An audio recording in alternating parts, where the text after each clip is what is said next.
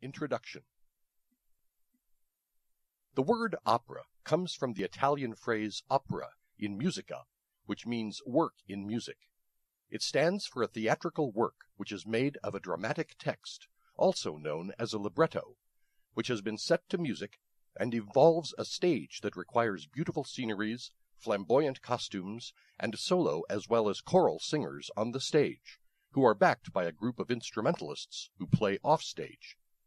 It has attracted many supporters, and at the same time opera is known to have been criticized by many people because of the costs it involves. It is considered to be an expensive form of music, which requires many people, starting from the writing of the story to the enactment of the opera involving the music, singers, and the dance. The producer has to ensure that everything falls in place perfectly, and practice on the opera can vary from a few days to months, depending on the complexities of the opera that will be performed. In the course of history, opera has continuously shifted the balance that it strikes between poetry and music. What began as a seamless blending of the two, where the performers achieved a language which was between singing and speaking, gradually moved toward the favor of music, and the text became less pronounced. Some historical reforms in opera tried to reinforce the balance between the two, but the manner in which opera and its creators continuously innovate to come up with performances that try to fulfill the tastes of the audiences and the changing attitudes of the patrons. At the same time, opera has also adapted to the different national preferences of the countries around the world, surviving over 400 years in the Western culture. Opera was born during the Renaissance period in Italy.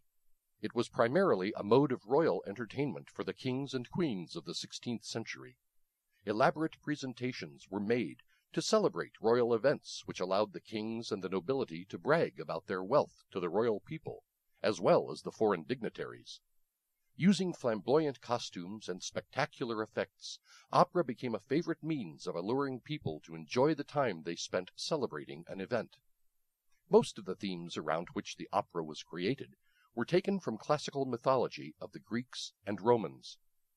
When opera was introduced to the people, its purpose was mainly to impress the audience and to ensure that a positive image of the emperor and its people was portrayed before those who came to the royal court. What started as a form of Roman revival became opera over the next 2 centuries. In the 16th century, when the Renaissance period was at its peak, many Italian courts began the performance of Roman plays on festive occasions. But Roman plays could turn rather intense, and the audience was accustomed to something more light-hearted. This gave way to lavish musical entertainments, which came to be known as intermezzi, which stands for intermediate pieces. The intermezzi was acted between plays to lighten the mood and augment the spirits of the viewers with splendid effects, extravagant costumes, and a lot of singing and dancing. The audience began looking forward to these intermezzi, which seemed to be a lot more exciting than the actual plays. One of the most popular intermezzi, which has been preserved in spectacular detail, was performed at the lavish wedding at the Medici court, Florence, in the year 1589. The scenes of the intermezzi became the foundation of modern-day opera, with clouds floating across the stage, and delightful gardens, and a rocky mountain with a mermaid sitting on it. This was every bit the kind of entertainment the nobility at Florence needed. This started gaining momentum in Florence, and the artists began to innovate as they discovered a new form of music, which soon came to be known as opera. The transition from intermezzi to opera was not quick. It took a considerable amount of time, as musicians and artists dabbled in music, trying to bring the best for their audience, and ensuring that their work was entertaining enough. The soul of opera lies in the music, but it takes a beautiful form through the visuals that are used. These visuals played an equally important role to stimulate the senses of the audience, so that they enjoyed the piece of music along with the sights they saw and the experience they had. While opera continues to have its soul embedded deep in the music even today, it is one of those forms of music which has never stopped low when it came to visuals. Charming dresses, enticing backgrounds, and heavenly scenes have always been a part of opera. The fact is that opera has maintained its originality in a lot of ways, and that continues to keep opera a classy affair, which is usually enjoyed by people of a higher class and taste. Opera continues to be a form of music which is enjoyed by the elite class more than anyone else. The beginning of opera and the Baroque period. Opera began with Daphne by Jacopo Peri, which was a musical play and was meant to revive classical Greek drama. With Renaissance being the driving force for many artists during the period, the revival of Greek drama led to opera because it was believed that the chorus of the play was originally sung, and even entire texts may have been delivered in the form of songs. Daphne relates the story of Daphne, who took the form of a laurel so that she could escape the attention of Apollo.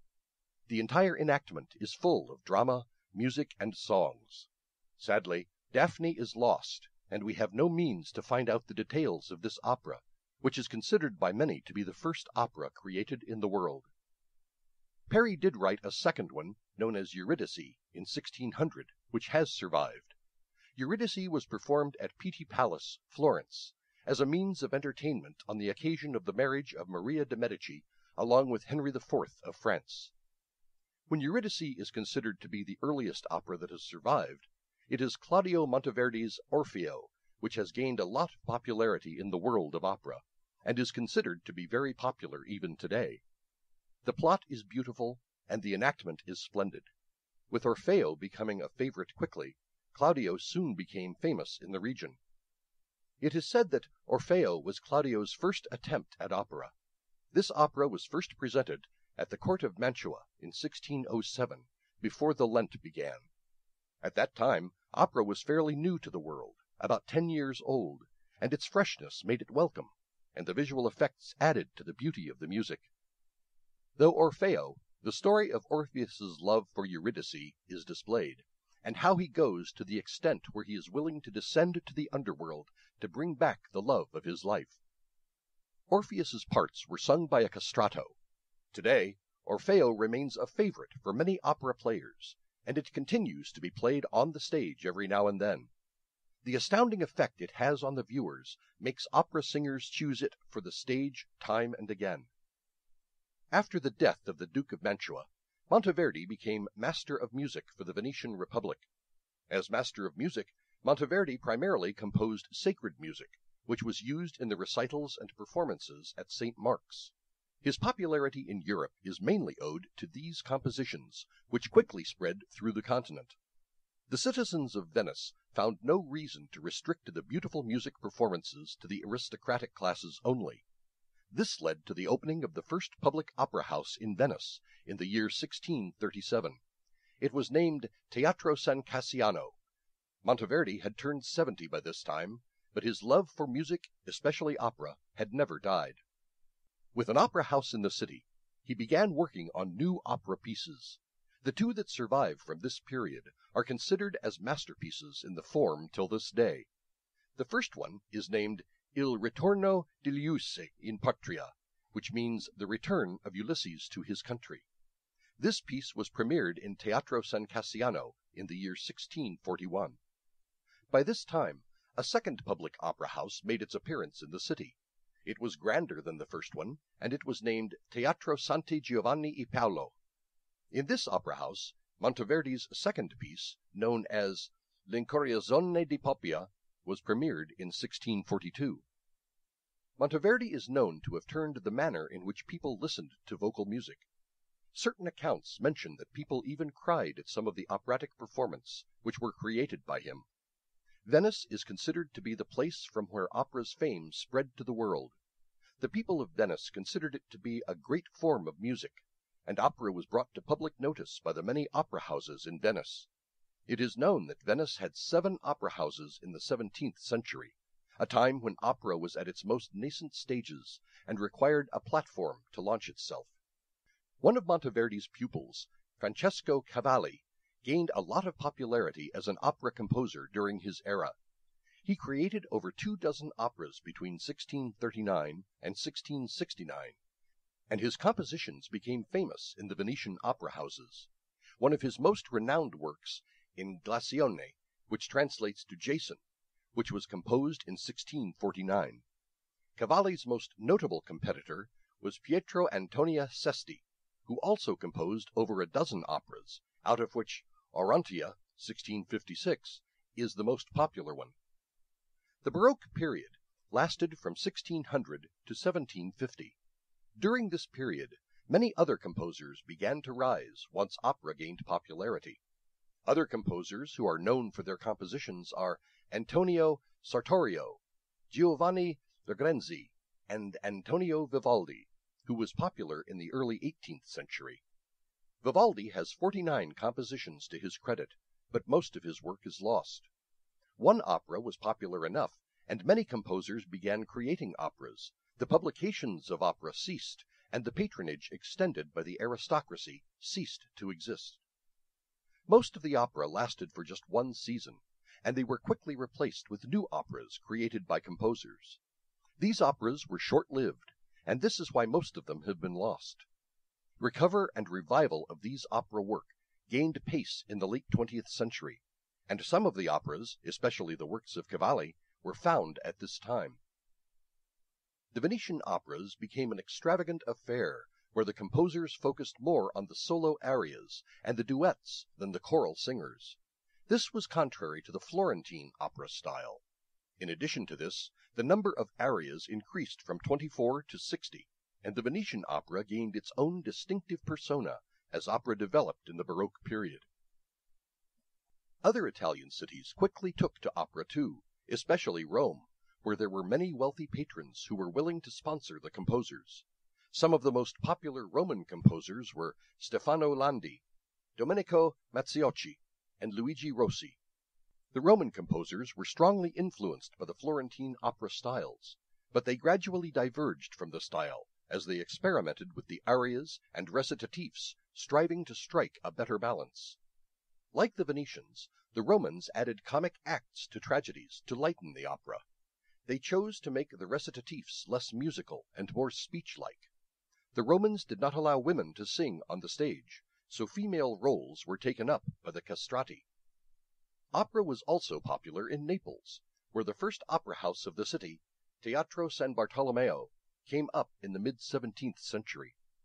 By 1700, Naples had become Venice's competitor in opera compositions. Most of the opera compositions in Naples was popular because of Alessandro Scarlatti, who wrote 66 operas, out of which 32 were for Teatro San Bartolomeo. His works flourished between 1684 and 1702. The War of the Spanish Succession made him leave Naples and return to Rome. His best work is La Cadua de Decemviri, which means The Fall of the Decemvirs. Scarlatti continued to compose operas for Rome, Naples, and Florence before his return to Naples in the year 1709. However, by this time, his style was fading, as budding composers rendered refreshing changes to opera styles. By 1730, Italian opera started gaining popularity in over 130 cities and towns across Europe. Opera was brought to France as early as 1650, but it was not able to establish a stronghold in the country because of the dominance of ballet performances in France. People preferred ballet and spoken drama over opera during the period. In 1671, Pomone, by Robert Cambert, is known to be the first French opera which led to the inauguration of the Académie Royale de Musique, which is now known as the Paris Opera. Most of Pomone is lost, and only the overture, prologue, first act, and part of the second act are available today. Under the royal patronage of Louis XIV, Jean-Baptiste Lully changed opera through his compositions. He was able to exercise monopoly when it came to the production of sung drama in France from the year 1672. Till his death in 1687, Lully's work pervaded the country's music tastes. His elaborate creations, along with the literary geniuses who collaborated with him, ensured that Lully's popularity did not decline until the time he was alive. Just like ballet made it difficult for opera to make its presence felt in France, masque portrayed a problem for opera in England. Another thing that inhibited the popularity of opera in England was the financial weak state of the monarchs who were caught in civil wars in the mid-17th century. Henry Purcell is known to have created one of the most lasting impressions in English opera through his compositions. but there were no successors to his work, and the development of a fully sung opera in England did not happen until the late 19th century. Opera was able to get recognition to a certain extent with the arrival of German composer George Frederick Handel in 1710. His company obstinately dedicated themselves to opera, giving the form a better direction in the country. Some of his popular works are Giulio Cesare, Rosalinda, and Orlando.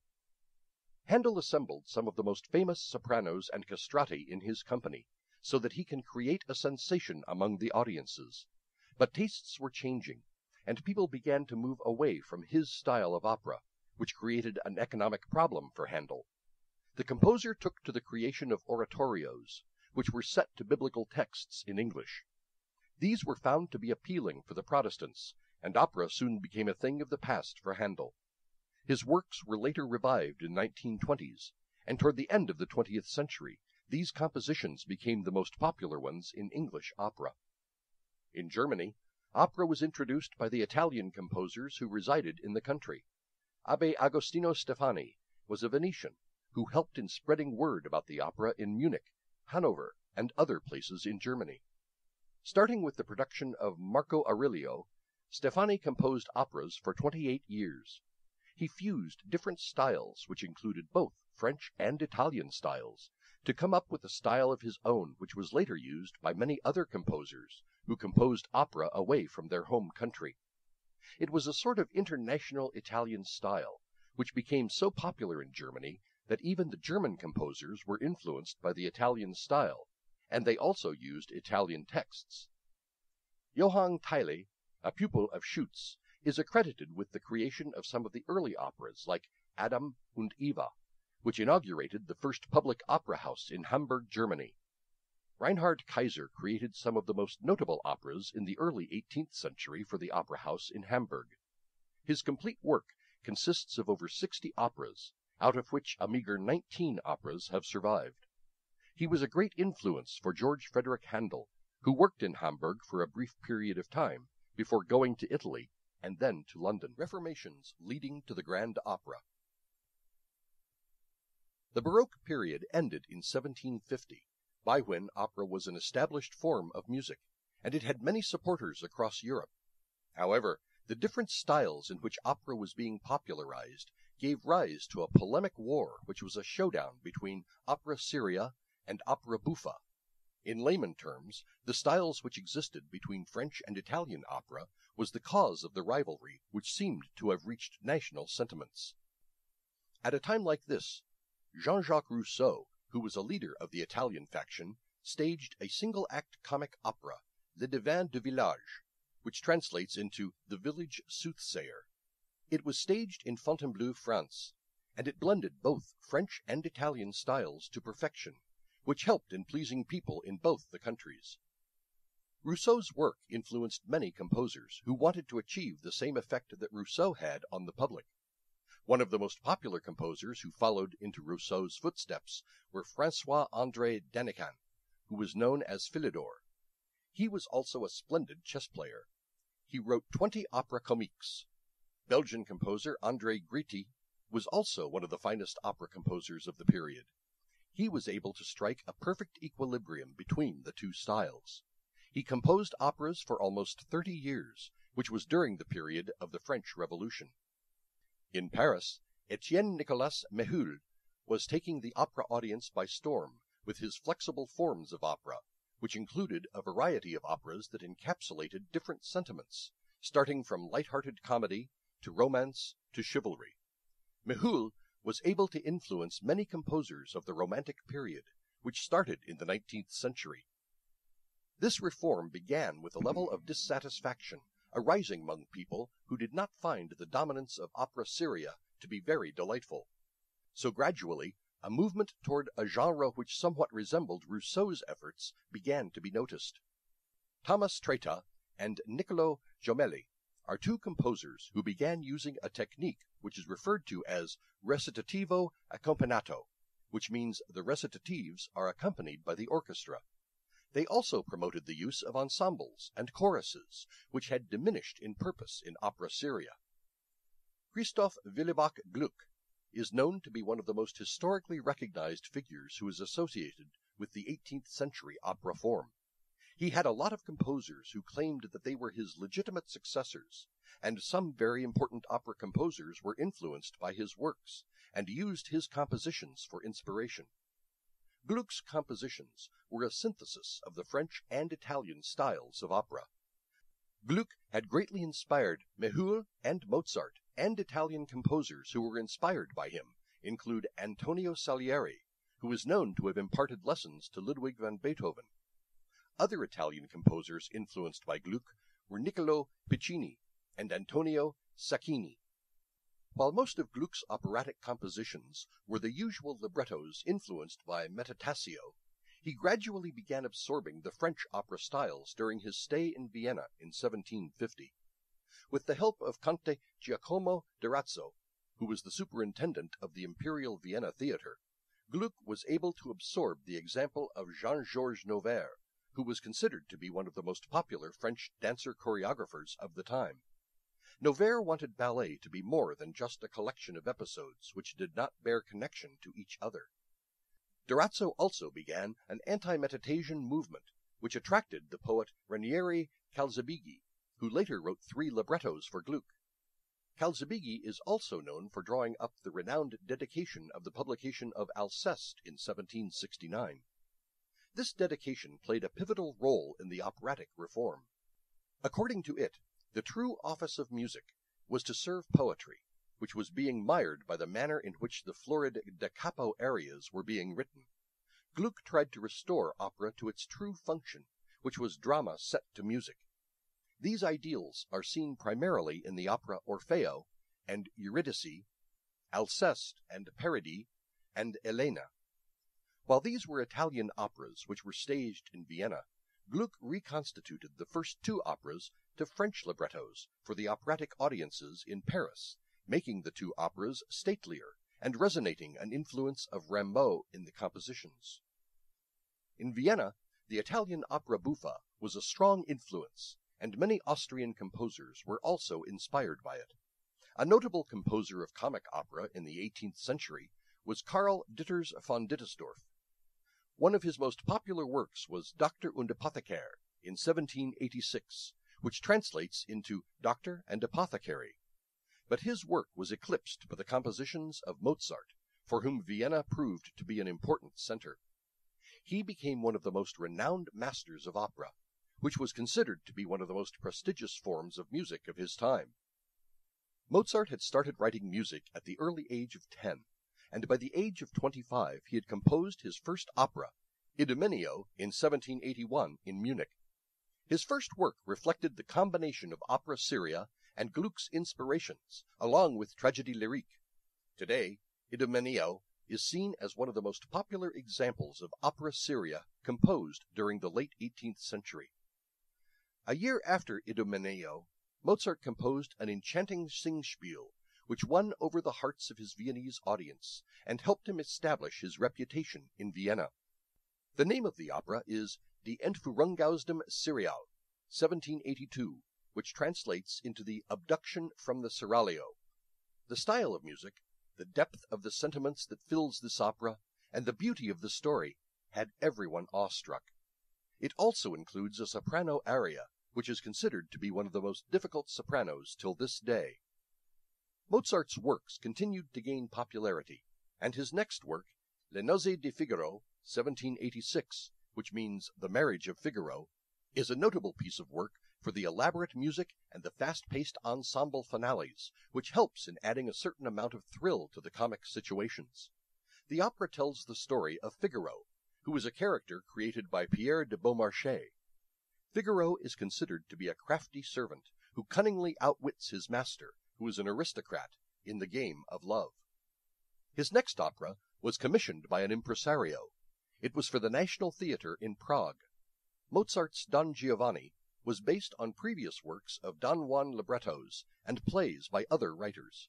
Today, Don Giovanni is one of the most highly regarded operas. The elements of music that define this opera were noticed as the predecessors of operatic romanticism, and the protagonist of the opera was considered to be a model of the romantic hero. Mozart had collaborated with Da Ponte to create the opera seria for Don Giovanni, and the results were simply outstanding. For a last time, the two worked together on an opera buffa, Così fan tutti, 1790. It translates into All Women Are Like That, and it is considered to be another masterpiece, which has great lyrics and an awesome melodious score. Mozart's last work for the stage was Die Zauberflöte, 1791, which translates to The Magic Flute. The librettos are by Emanuel Schikaneder, and the music created by Mozart is beautiful.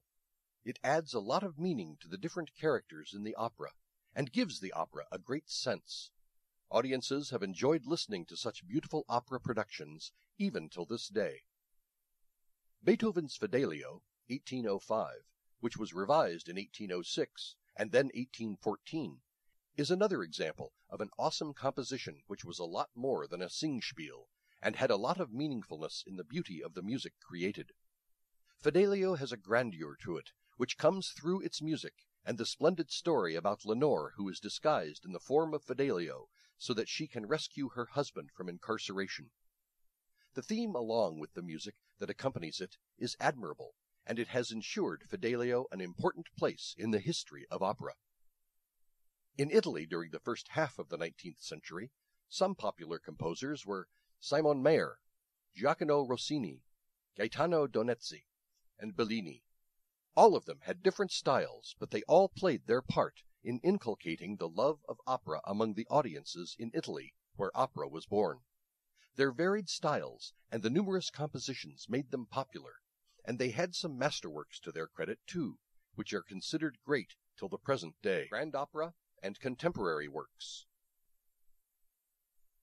In Paris, the 19th century introduced the grand opera, which was an international form of opera. It involved the use of historical or pseudo-historical librettos, along with scenic backgrounds, gorgeous costumes, ballets, many supernumeraries. The grand opera was very similar to a Hollywood movie, with all elements of a blockbuster film. The grand opera had somehow found its roots in the original Venetian operas, which were meant for the royal courts. They involved a lot of flamboyance, and had a huge amount of money spent on the backgrounds and the costumes. It also seemed to have been influenced by the stately scores of revered opera composers like Rameau and Glueck. While the beginning of this trend was in Paris, the opera writers who began this were Italian expats. The two Italian expats were Luigi Cherubini and Gaspare Spottini. While they may be known for starting the grand opera, the person who was seen as the leader of the grand opera in Paris was a German composer by the name of Giacomo Meyerbeer. Meyerbeer's work, Robert le Diable, 1831, which means Robert the Devil, became a huge success, and by the year 1893 it had already been sung 751 times at the Paris Opera. The main author of this worked for many other composers, writing librettos for many of them at the same time. Meyerbeer's success in the grand opera led to other composers copying his style. La Juive, 1835, by Fromenthal Halévy, is known to be a close copy of his style, and could almost be mistaken for Meyerbeer's work. With grand opera gaining success, composers quickly began to copy the styles, and variations started cropping up, with more composers trying to sway the audiences to win their hearts through their unique compositions of music. The grand opera had become one of the most effective styles in the early 19th century for the composers in France. While most of the composers were expatriates, the music that was being created in France was outstanding, and the people began to appreciate opera even more as they began to enjoy the grandeur of this form of music. Beautiful voices, elegant costumes, and admirable music blended perfectly into each other, forming an art which was more than a simple means of entertainment. It was a joy to behold such operatic performances, and the composers took motivation in the fulfillment of such joys. Romanticism started in Germany with 3 operas, which were created between the years 1821 and 1826. These works were composed by Karl Maria von Weber. The first one was Der Freischütz, 1821, which established the Romantic era where the writers enjoyed creating works which were around the themes of dark forests, hunting horns, supernatural forces, and love. The popularity of Romanticism was overwhelming in Germany, and in all other countries too. The two other operas, Eurydice and Oberon, were not as successful as the first one, but they helped in furthering the Romantic operas in Germany. Romantic opera dominated the stages for a notable period of time, and it stayed until the First World War. While there are many composers who played their part in the Romantic period, some of the most notable opera composers of the time were Giuseppe Verdi, Richard Wagner, and Giacomo Puccini. This was roughly the time when Russia also came up with notable opera composers like Mikhail Glinka, Modest Mussorgsky, and Peter Tchaikovsky. Verdi was 26 when he had composed his first opera, Oberto, Conte di San Bonifacio, 1839, in Milan. He wrote 26 operas in his lifetime, with the last one written in the year 1893 when Verdi was 80. His dominion over Italian music lasted for most of the second half of the 19th century. Verdi's works are considered to be some of the most frequently performed operas till today. His operas bore loyalty to the traditions of Italian opera, which made him a national hero. Wagner, on the other hand, found opera to be a form of human drama which was focused on voice. He wrote the music and the librettos for his works, and he gave instructions for setting up the stage and the scenic design too. He started his operatic career with Das Liebesverbot, the Ban on Love, which was performed in Magdeburg in 1836. Some of the operas he created had librettos which were inspired by his own love affairs in real life. He continued to compose some of the most amazing operas in history, with his last one being Parsifal, 1882. By the 20th century, opera had become popular in many countries apart from Europe. The contemporary works of the opera composers were influencing many people, but a lot of opera that was being performed were the ones that were written in the last 300 years, and not those that were being written more recently. Not that new operas were not being created at all, but the previous works of the composers were used more often for the performances. At this time, opera has reached a new level. It continues to be a sophisticated form of music, which is followed by a limited number of composers, and even the audience for opera remains limited. Opera lovers enjoy new creations as well as the old opera masterpieces. Some of the modernists of the 20th century were Arnold Schoenberg and Alban Berg.